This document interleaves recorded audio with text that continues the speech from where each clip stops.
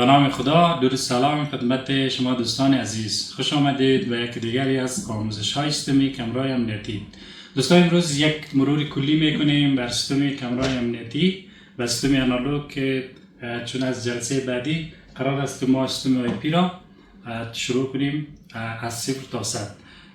ما را دنبال کنید. اگر تا سابسکرایب نکردید سابسکرایب کنید تا ویدیوهای آموزشی بعدی ما را از دست ندید. اول اجزای اصلی و اساسی سیستم کامرای آنالوگ را شما معرفی میکنم.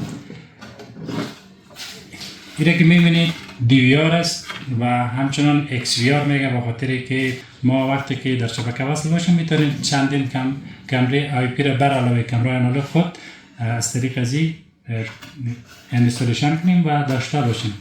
دومین اجزای کلیدی در سیستم آنالوگ کامرای ماست که قسمت کانکتورهاش ما 3 کانکتور داریم. یکی به خاطر تصویر است و ای هم به خاطر پاور است، پاور، و ای به خاطر وایس یا صدا است. ولی در ورژن های جدیدترش ساخته شده صدا را چی کردن در خود کیبل میتونه از طریق کیبل کوکسیال چی کنه با تصویر یک جای انتقال ده. دیگه ضرورت نداریم که ما یک کیبل دیگه تنها به خاطر چی بیاریم، به خاطر وایس داشته باشیم. سومین اجزای مهم که است کیبل است. دوستان در قسمت خریداری کیبل بسیار دقت کنید، به خاطر که اگر کیبل شما از میس خالص نباشد، بسیار ضعیف باشد کیبلایتان، در اون صورت با مشکل مواجه میشید و تصویری با کیفیت ندارین و همچنان اگر فاصلش طولانی تر شود دیگه کامرایتان تصویر ندارد و فاصله طولانی را سپورت نمی کند. کوشش کنید در وقت خریداری کیبلای میسی اصلی بگیرید که تا فاصله طولانی و تصویری با کیفیت داشته باشید. خب دوستان، ما به خاطری که در اینجا کلا از سیستم آی پی استفاده میکنیم، سیستم نتورک و اینا تانا به خاطر از اینکه به شما معرفی کنیم در اینجا داریم، از اینا استفاده نمیکنیم، خواستیم تانا به شما معرفی کنیم. این کیبل که است کیبل سابق است و امروزه از این کیبل زیاد استفاده نمیشه. امروزه از این کیبلایی که کیبل کوکسیال تصویر و پاورش یک جا ساخته شده و کوالیتی بسیار بالا هم داره، بیشتر از اون کیبلا استفاده میشه، از اینا زیاد استفاده نمیشه. خب چهارمین اجزای کلیدی چیست؟ پاور است، پاور سپلای.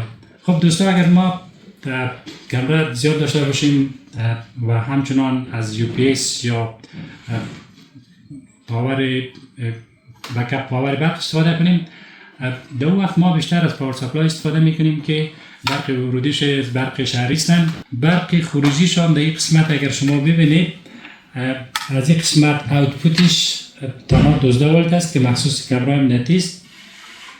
البته بستگی داره به کامرای امنیتی تان. اگر 12 ولت برق ضرورت داشت یک پاور سپلای بگیرین که خروجی یا اوتپوتش 12 ولت باشن. ورودیش خوب برق شهری هستند. این پاور سپلای چیزی که باید توجه کنید در این قسمت شما ببینید اینپوت ما 110 تا 240 ولت است، اوتپوت ما 12 ولت است و چیزی که مهم است امپیر است. در اینجا 12 ولت، از اینجا شما میتونید 12 ولت خروجی داشته باشین. امپیرش 3 امپیر است. 3 امپیر سر تعداد کامرایی که شما استفاده میکنید تقسیم بشه.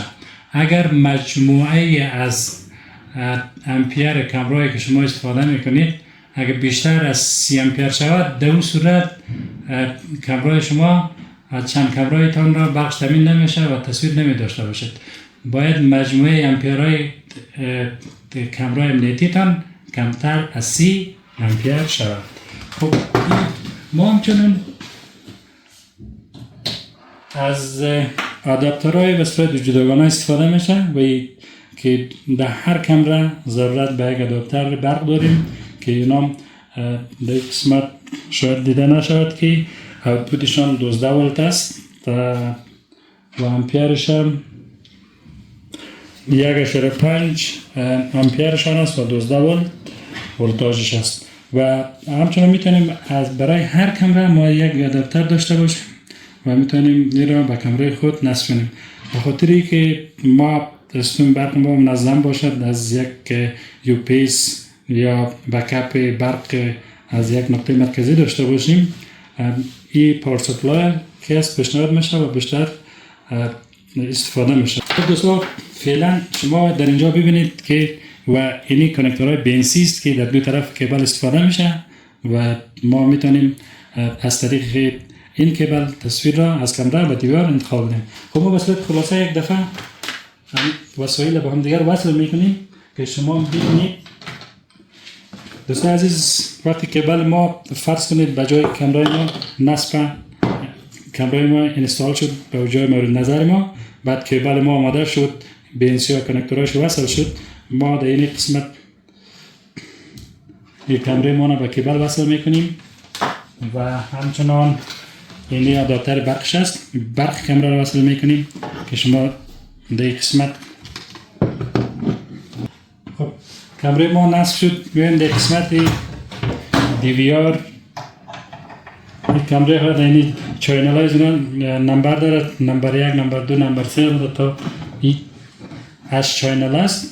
ما میتونیم 8 کامرا را به این اینستال کنیم و تصویر 8 کامرا را داشته باشیم و میتونیم 2-3 کامرای آی پی را همچنان از طریق نتورک به این XVR خود اینستالیشن کنیم و تصویرشان داشته باشیم. خب فعلا کامرای ما به این وصل شد و ما برق دیوار خود وصل میکنیم. خب دوستان میبینید ما پاور برق دستگاه خود هم وصل میکنیم و یکی از اجزای کلیدی و اساسی دیگر در سیستم آنالوگ چیه؟ مانیتور یا اسکرین یا تلویزیون ماست که ما تصویر را دیسپلی میده و ما توسط از این میتونیم تصویر رو ببینیم و تنظیمات انجام میدیم. خب ما اسکرین خود از طریق کیبل HDMI میخواهیم از دیوار یک قسمت اگر میبینید پورت HDMI است که ما از طریق کیبل HDMI ما که با مانیتور وصل است. تصویر ما با مانیتور فعلا داریم تا تصویر ما بالا بیه ما ماوس وصل میکنیم. ما ماوس میتونیم به یک پورت USB وصل کنیم و همچنین دوستا همونطور گفتم اینجا پورت چیست؟ پورت نتورک است. ما میتونیم کیبل نتورک را در یک قسمت کنکت کنیم و فعلا این XVR ما به شبکه ما چی شد؟ وصل شد. ما اگر میتونیم از هر جای دیگر به این شبکه میتونیم داخل این دستگاه لاگین شیم و تصویر را داشته باشیم. خب فعلا همونطوری که میبینید چی شد؟ تصویر ما بر روی مانیتور آمدن و دیسپلی دارن. ما کامرا را یک قسمت کامرا را داریم. خب این یک اینستالیشن فشرده بود و یک مروری بود بر سیستم کامرای آنالوگ و شما فعلا به یک قسمت تصویر را دارید، تصویر کامرا را. خب دوستان ما گفتیم که این پورت نتورک است. ما فعلا کیبل ما و شبکه ما وصل است و شما در اینجا میبینید که کامپیوتر ما هم با نتورک وصل است. اگر ما بخوایم تصویری آی پی که ما در داخل XVR خود ست کردیم به اساس همین آی پی از طریق بروزر که به این شبکه وصل ما میخوایم به XVR خود شیم لاگین شیم. در این قسمت اگر شما را تصویر داشته باشید میبینید که ما از طریق چی؟ از طریق نتورک به این کامرا دسترسی داریم. یک سوفتویر اسمارت PSS است که از کمپانی دعواست. ما توسط این سوفتویر هم میتونیم که دستگاه خود چی کنیم؟ کنترل کنیم و داشته باشیم. ما این XVR خود فعلا در این سوفتویر رد کردیم و وقتی درگ میکنیم داخل اپلیکیشن ما تصویری که در دیوار ما ثبت چیه ما تصویر اینجا می داشته باشیم.